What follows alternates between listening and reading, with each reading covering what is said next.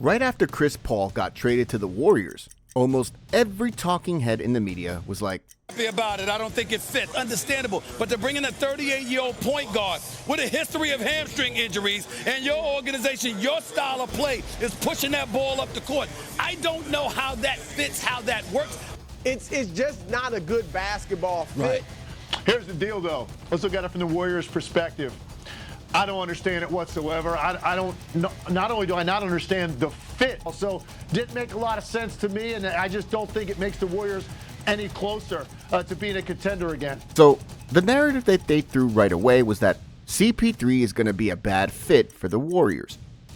Well, even though these guys are wearing suits and ties and getting paid big bucks to speak their minds before a monitor, their fearless predictions aren't actually always right. And in this particular take, they got it wrong. Like, way, way wrong. I mean, they said that Chris Paul is not going to fit alongside Steph and Clay. But, see, here are the numbers to tell otherwise. Here's the stat of CP3 while playing with the regular starters. Even though the backcourt of this lineup is too small, as the pundits say, this 5-man lineup with CP3 boasts a 104.1 defensive rating, which is quite solid. And on the other hand, this combination of the Splash Brothers, Wiggs, Looney, and CP3 tallied a 115.1 offensive rating across 5 games. And if you sum it up on both ends, this lineup registers a plus 11 net rating, which means that CP3 is getting along just fine with the Dubs core lineup. Now, how about his fit with the bench squad? Is it at the same level of fit as the starters? Well, the fact of the matter is, it's actually even better with CP3 running the show for the second unit. Here's the list of teams that have the highest bench rating in the NBA right now. And on top of the food chain, there's the Golden State Warriors sitting with a 6.9 bench net rating. Now, obviously, you can give a ton of credit to the other 4 bench guys like GP2, Moody, Kuminga, and Sharge. But aside from these guys, I think that we can all agree that this wouldn't happen if it weren't for the leadership of one of the greatest floor generals of all time. Chris Paul has just exposed those media men for their false claims, and it seems that they've never learned their lessons of the past, even though the point guard has all the receipts to show for it. I mean, wherever he goes, success follows him like a shadow. From New Orleans, the Clippers, the Rockets, OKC, and Phoenix, everything that this man touches turns into gold by making the team he's part of significantly better than they were previously. And he also proved that he can coexist with other big names and handle all the ego that comes along with it.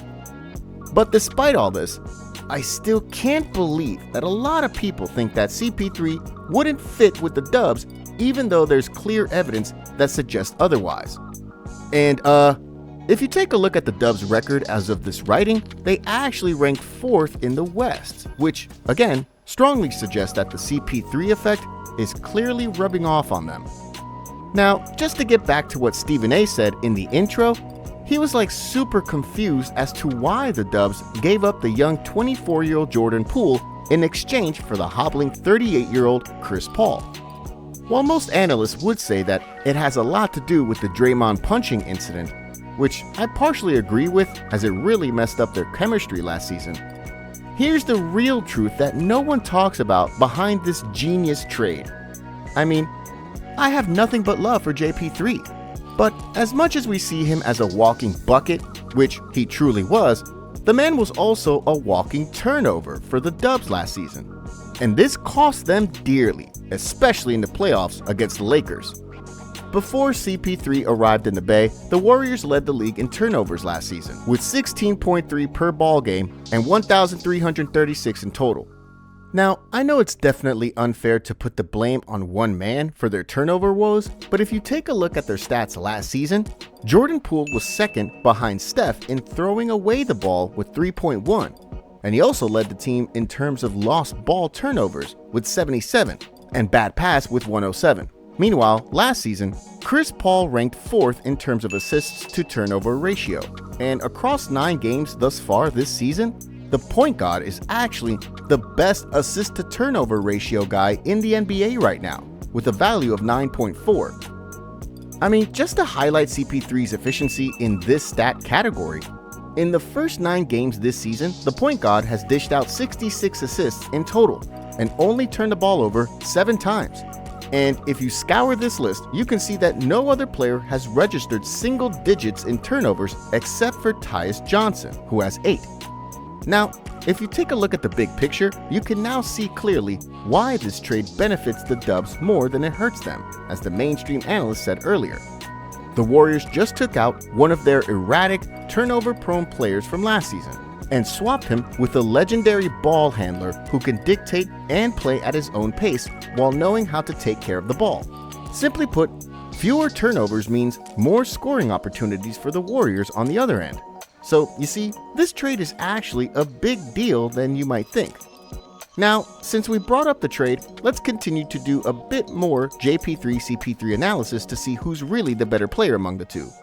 I mean, again, as good as JP3 was on the offensive end last season, Poole was just horrendous from everything else as he tallied a negative 8.5 plus-minus rating per 100 possessions.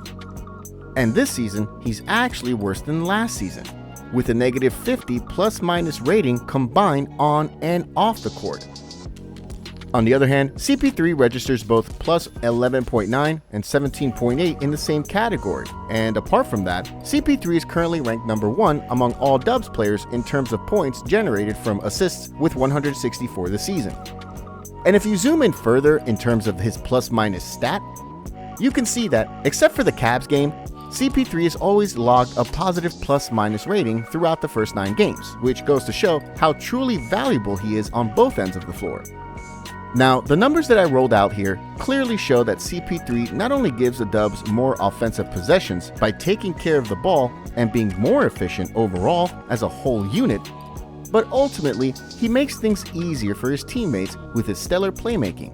And on top of that, CP3 also makes their offense less predictable and more dynamic courtesy of his pick-and-roll mastery.